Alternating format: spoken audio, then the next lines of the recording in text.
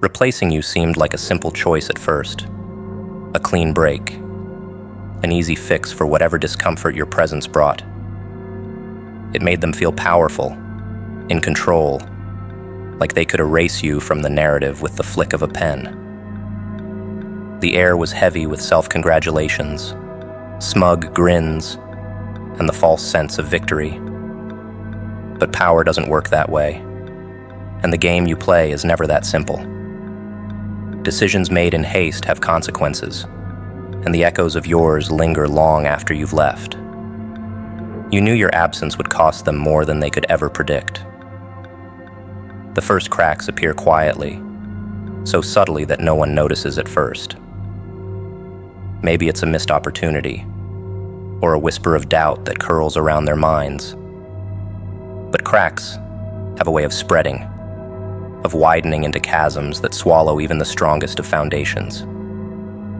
Replacing someone like you comes with a price, a toll that isn't always paid in one fell swoop, but slowly, excruciatingly.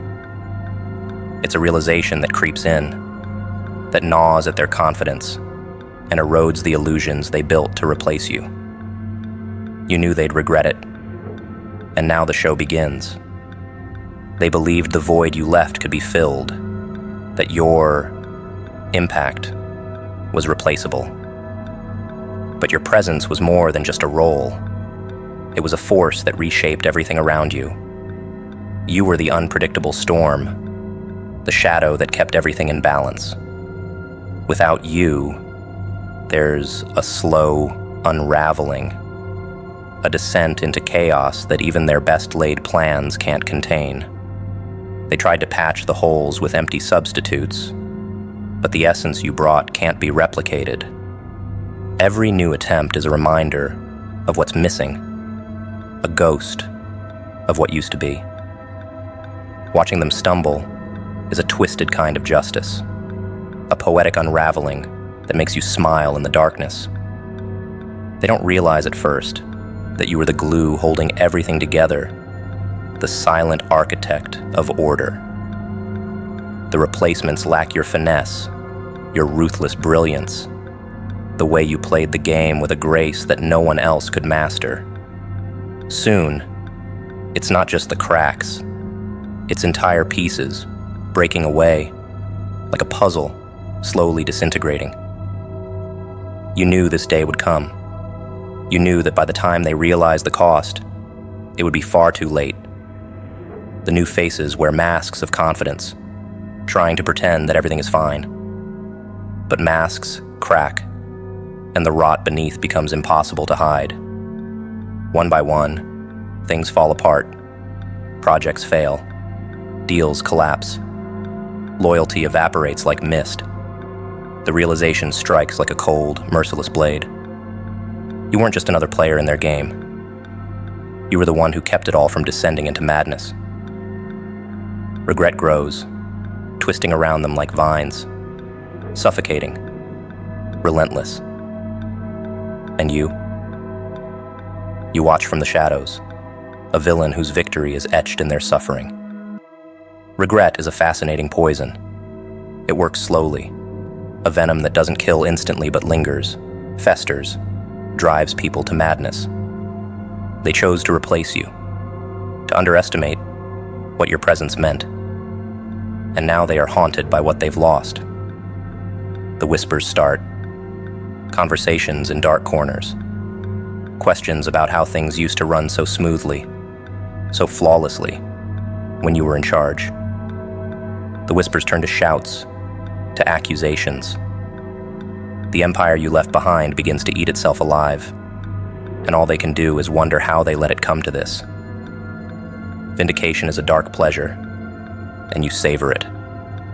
Watching them try to undo the damage, to scramble for control, is a show more entertaining than any script could ever deliver. They don't know what to do, how to fix what's been shattered. Panic sets in, and desperation follows. But your absence is a void they can't fill, a shadow they can't chase away. They're trapped in the chaos they created, a consequence they never saw coming. Regret consumes them, but by now, it's carved too deep to reverse. It's a wound that won't heal. The replacements crumble under pressure, under the weight of trying to live up to what you once were. They never stood a chance. The difference between you and them becomes a chasm too wide to bridge, a fact that everyone eventually has to face. What they tried to replace was irreplaceable. The power, the intellect, the vision. You brought something unique, something that can't be taught or mimicked.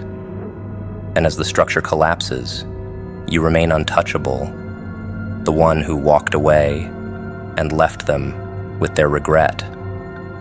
It's a satisfaction laced with darkness, but satisfaction nonetheless. People who thought they could live without you are now prisoners of their own decisions. Their arrogance, their pride, has backfired spectacularly, and you watch as their empire crumbles, piece by painful piece. There's no need for revenge when reality is punishing them far better than you ever could. You knew all along that this day would come, that their regret would be your greatest triumph. There's a dark wisdom in choosing peace over obsession, in deciding that your sanity is worth more than untangling the twisted web of someone else's motives. People crave explanations, think they need to dissect every betrayal, every loss, as if understanding will somehow ease the pain. But the mind is a labyrinth, one that traps those who wander too far into the past. Some truths are poisoned apples, tempting to taste but deadly to consume. Letting go isn't weakness, it's self-preservation. The strongest are those who walk away from what no longer serves them, even when the echoes of unanswered questions try to pull them back. The greatest villains know when to release, when to leave the ghosts of old battles behind. Clinging to the past is a weakness, a flaw that the powerful cannot afford. The world is full of people who spend their lives haunted by events they cannot change, chasing phantoms that only leave them exhausted and broken. But you're not like them. You choose your battles carefully, understanding that some wars are fought best by simply walking away. Letting go is a weapon too, a shield that protects you from the madness of overthinking, from the chaos that tries to consume your mind. Peace is a luxury that few dare to claim. The world glamorizes vengeance, paints it as a form of justice, but revenge is a never-ending spiral. It feeds on itself, growing darker, more desperate. Your peace, on the other hand, is an act of rebellion. It's a declaration that no one and nothing has the power to disturb your inner calm. Letting go isn't surrender. It's the ultimate flex. It's choosing yourself over the noise, over the voices that try to drag you into the pit. You let the chaos swirl around you, but never let it inside. That kind of strength terrifies people. There's an art to detachment, a mastery in knowing when to cut ties, when to leave unanswered questions hanging in the air like unfinished symphonies. People expect you to dwell, to seek closure, to demand explanations. But your silence speaks louder than any words ever could. The peace you found in letting go is a fortress, one that no enemy can breach. While others drive themselves mad with what-ifs and endless scenarios, you move forward, unburdened. Letting go becomes an anthem, a silent song of defiance. It is not forgetting. It is choosing to remember without being consumed. Watching them squirm for your reaction is a dark delight. They expect rage, expect you to fight for answers, to waste your energy trying to understand their betrayals. But you've learned that sometimes the greatest act of strength is to walk away, to let the past rot where it stands.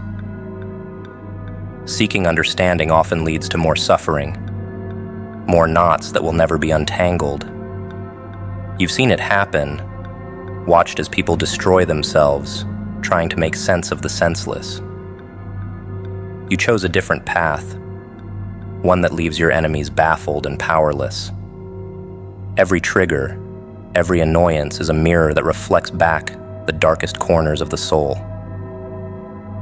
The flaws we see in others often illuminate the wounds we carry, the insecurities that live beneath the surface. People rarely admit this, choosing instead to point fingers, to cast blame, as if by hating someone else, they can avoid facing their own shadows. But the wise, the truly dangerous, know that irritation is an invitation, a whispered challenge to look inward and confront the monsters lurking there. Each grudge, each flash of anger is a clue, a map to the heart of what haunts you. Understanding oneself is a game most are too afraid to play. It's easier to despise, to project pain outward rather than peel back the layers and face what festers within. But there is a villainous strength in self-awareness, in seeing irritation as a lesson rather than a curse. What we hate in others often reveals our deepest fears, our most shameful desires, our unhealed wounds. The ones who know this, who can face the darkness within, are those who rise above the rest. They become masters of their own chaos, unshakable, unstoppable, and utterly self-possessed. Power lies in embracing the parts of yourself that irritation reveals. Most flee from their flaws, deny them, hoping to present an unblemished facade. But to confront what bothers you, to understand why it strikes such a raw nerve, is to strip away the illusions. It's a dangerous path, one that few have the courage to walk. Because once you understand yourself fully, the opinions of others become irrelevant. Their attempts to hurt you fall flat. Their judgments lose their sting.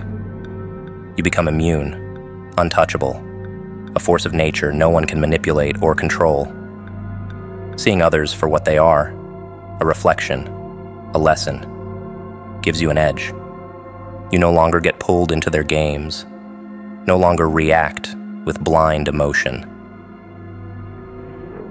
The hatred or irritation they spark in you becomes a tool, a weapon you use to grow stronger, more aware. Everything can be taken from a man, but one thing, the last of human freedoms, to choose one's attitude in any given set of circumstances, to choose one's own way. There's a twisted brilliance in the realization that control is an illusion. People think they hold power over others, that by stripping away options, limiting choices, they can break a spirit. But the most dangerous minds understand that even when stripped bare, even when beaten down to the rawest of their essence, the choice remains. Attitude is the unbreakable jewel, a treasure no prison can contain. You could shackle a body, silence a voice, crush bones under the weight of oppression, but the will to choose one's own response, that flame never dies. Circumstances bend the weak, crush those who surrender to despair. But for those who understand the art of defiance, every setback becomes a stage, every struggle a performance. The world can take everything: wealth, reputation, loved ones, but it can never dictate how you react. That power is yours and yours alone. It's the final act of rebellion, the ultimate display of strength, to smile in the face of ruin, to laugh at the chaos swirling around. People expect defeat, expect you to crumble, but the villainous joy lies in subverting those expectations. Choice is a weapon, sharper than any blade, deadlier than any bullet. Choosing your attitude in the face of adversity is a declaration of war. The world can throw its worst, but those who wield this freedom remain unbowed. There's a sinister satisfaction in refusing to let circumstances dictate your state of mind, in becoming an unmovable force. This is where true power lies, not in the external, but in the unshakable core, the unbreakable will. While others whimper and bow, you stand tall, eyes blazing, unafraid of whatever comes next. Imagine the confusion, the frustration of those who try to crush a spirit, only to find their efforts have the opposite effect. Every attempt to control, to dominate, only adds fuel to the fire of someone who understands that freedom is a choice. You choose your path, even if it's littered with obstacles, even if it leads through darkness and destruction. People cannot fathom this strength, this unwavering resolve. It's the stuff of nightmares for those who wish to subdue. It's a lesson carved in shadow and steel. No one controls you but you. People cling to external things, thinking they define freedom. But the real masters, the ones who cannot be tamed, have long discarded that illusion. They know that freedom is internal, an unassailable fortress built from the inside out. It's the decision to remain calm when the world is burning, to find humor in tragedy, to choose courage when fear wants to reign. This power is subtle, unseen, and infinitely more effective than any visible armor. People try to strip you of it, but they never understand that it's not something they can grasp or take away. The true villains of this world are those who understand the freedom of choice and wield it mercilessly. When faced with betrayal, loss, or defeat, they choose not to bow, not to break. Instead, they choose vengeance, or perhaps indifference, or even forgiveness. Not because they cause sauce and essence.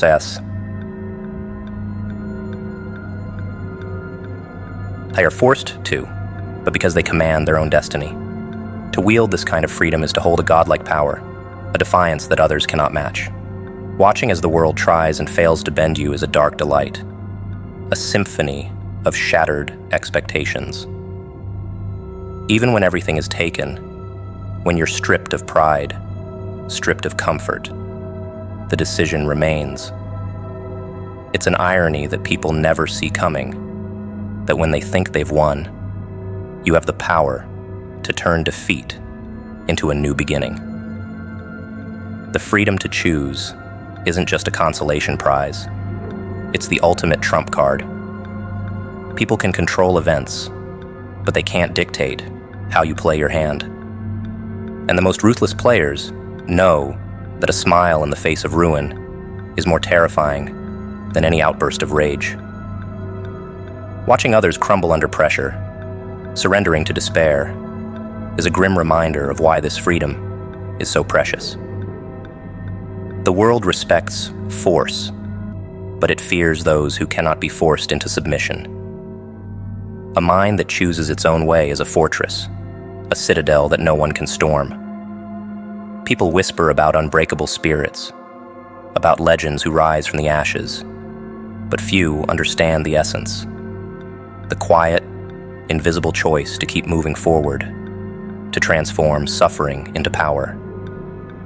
You become a ghost that haunts their victories, a reminder that they never truly won. Enemies can tear down everything you've built, think they've destroyed you. But there's an unspoken dread when they realize you're still standing, still smiling. That kind of defiance haunts them, makes them question their own strength. They thought they could break you, but they never understood what real freedom is. The look in their eyes when they realize you are still in control is priceless. The choice is yours, always has been. Stop romanticizing people who mistreat you. People wrap their abusers in poetry, paint their tormentors with strokes of tragic beauty, as if giving suffering a reason will soften the sting. It's a twisted illusion. one that turns pain into something noble, as if cruelty gains purpose when draped in affection. Romanticizing mistreatment is an act of self-sabotage, a slow poisoning of the spirit. Those who hurt you don't do so because of some cosmic destiny or poetic flaw. They do so because they choose to, because they gustan a råd kras.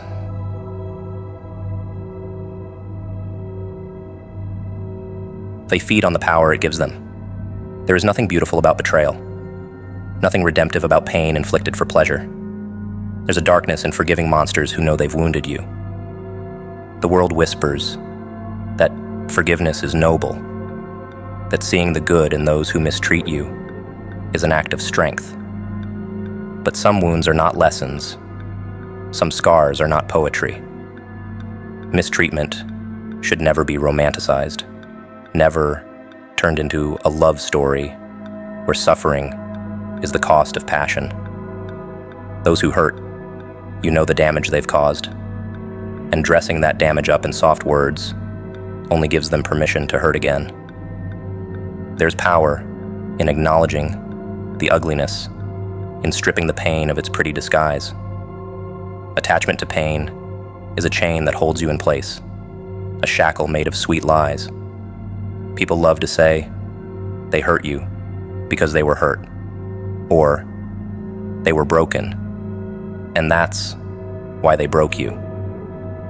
But no amount of understanding can excuse repeated mistreatment. Excuses turn cruelty into something bearable, but bearable does not mean acceptable. There is no valor in staying loyal to those who drain you. Their wounds are not your responsibility. Your only duty is to protect your own heart, to guard your spirit from those who find joy in seeing you suffer. Letting go is an act of rebellion. Walking away from someone who mistreats you is often painted as cold or heartless. They tell you to stay, to keep loving, to be the bigger person. But there is nothing big about shrinking yourself to fit into someone else's comfort.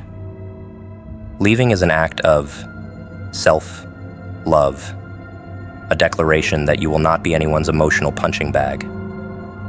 It's not a failure to stop trying. It's a triumph to know your worth. People who mistreat you will never change because of your suffering. They change only when they can no longer feed on your pain. Some find a perverse joy in watching you romanticize their mistreatment, knowing they've made a home in your mind, knowing they haunt you. It's a game to them, a game they win. Each time you forgive and forget, each time you tell yourself a beautiful lie about their behavior. But you are not a character in a tragedy written for someone else's pleasure. You are not here to endure, to suffer quietly, while hoping for a happy ending that will never come. The moment you stop romanticizing, the moment you strip away the poetry from their cruelty, is the moment you become untouchable. The world has taught you to love your abusers, to make excuses for them, to see their humanity while they strip yours away. But there is no nobility in loving what harms you. There is only power in loving yourself more, in choosing to walk away. People who mistreat you want you to believe that leaving them is an act of betrayal. They paint themselves as victims of your strength, as if your self-respect is an attack on their character. But your heart is not theirs to wound at will, and your spirit is not theirs to break. Some relationships are poison, but the world likes to disguise poison as passion. They love hard, people say. They care too much. But love should not leave bruises, should not taste of tears and regret. The act of romanticizing mistreatment is a form of self-betrayal, a way to justify the unjustifiable. The heart wants what it wants, but the mind knows better. Your mind has always known, has always whispered that this kind of love is false, that no amount of romantic fantasy can make up for the cold reality of abuse. There is a special kind of freedom in realizing that your value isn't tied to how much pain you can endure. Your strength isn't measured by your ability to keep loving someone who breaks you.